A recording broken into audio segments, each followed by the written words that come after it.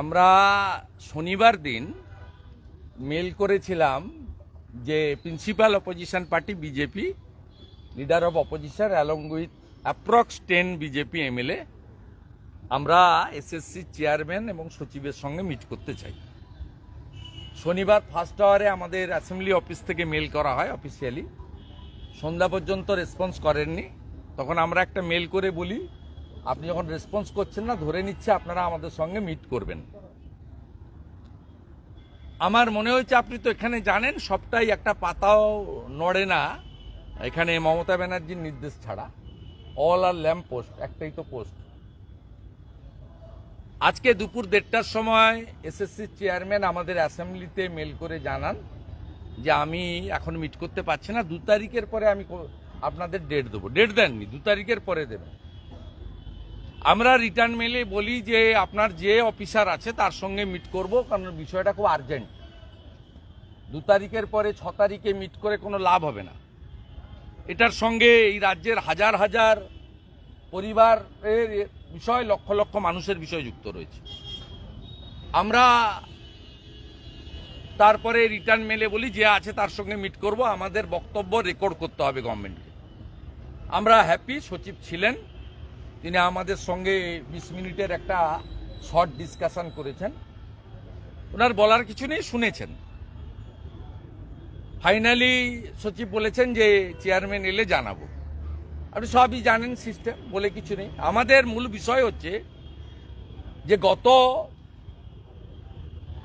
1-1.5 মাসের মধ্যে 26,000 শিক্ষক, শিক্ষিকা, শিক্ষাকর্মীর যাদের ভাগ্য অনিশ্চিত হয়ে আছে সেই বিষয়ে সুপ্রিম কোর্টে 2টো হিয়ারিং হয়েছে, এবং এই হিয়ারিংয়ে মূল পার্টি হচ্ছে এসএসসি।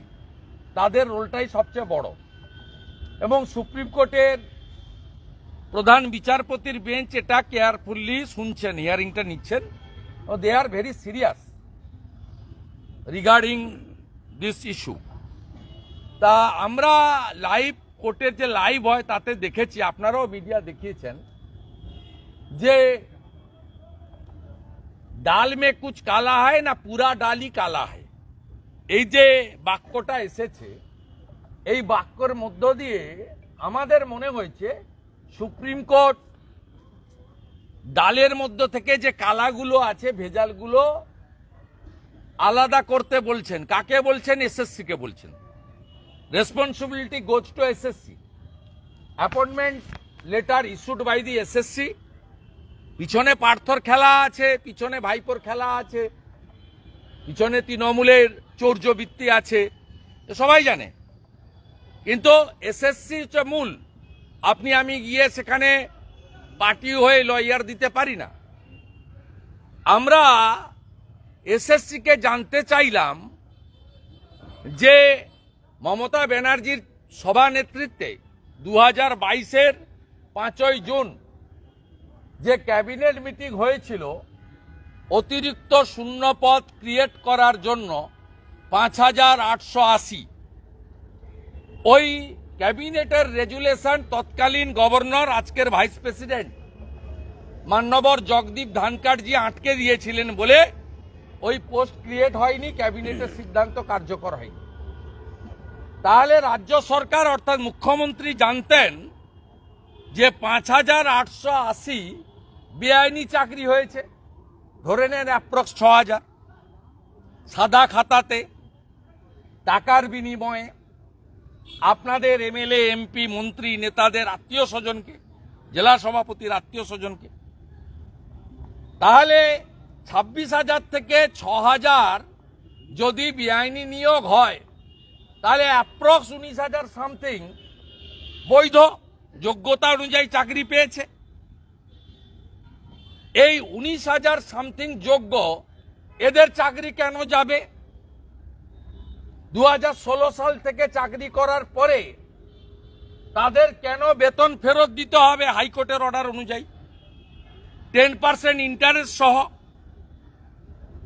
আমরা এসএসসির কাছে স্পষ্ট বলেছি যে আপনি এতগুলো 15-20 দিন সময় পেয়েছেন লাস্ট হিয়ারিং থেকে, নেক্সট হিয়ারিং 7 জানুয়ারি।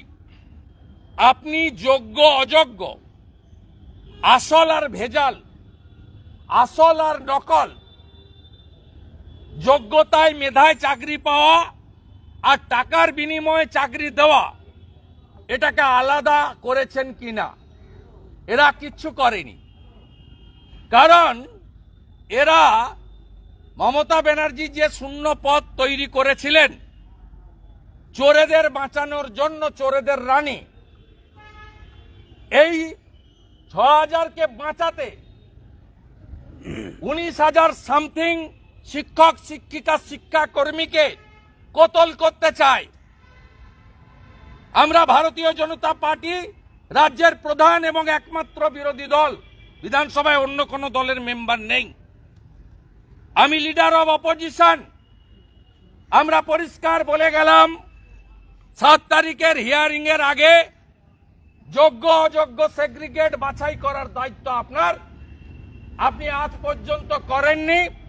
আপনার মুখ্যমন্ত্রী এক্স মাস করছেন পার্ক স্ট্রিটে গিয়ে, আপনার মুখ্যমন্ত্রী সন্দেশখালিতে গিয়ে এপাং ওপাং ঝপাং করছেন, হেলিকপ্টার নিয়ে ঘুরছেন, আর যোগ্য শিক্ষক শিক্ষিকা শিক্ষাকর্মী রানী রাসমণি রোডে বসে আছে পিচ রাস্তার উপরে শীতের মধ্যে, আপনার কুয়াশার মধ্যে মশার কামড় খাচ্ছে। আমরা বলেছি ৭ তারিখের হিয়ারিং কোর্টের লাইভ ভিউ হয়, আমরা সবাই দেখব। বাতিল যদি না করে, আপনি যদি ভাড়াই বাছাই করে সঠিকভাবে, আমরা পরিষ্কার বলি যোগ্যদের চাকরি থাক, চাকরি রক্ষা করতে হবে, এ দাবি আমাদের। নইলে এই পরিবারগুলির যদি কোনো ক্ষতি হয় মমতা ব্যানার্জি দায়ী থাকবেন। আর অযোগ্যদের চাকরি বাতিল করতে হবে।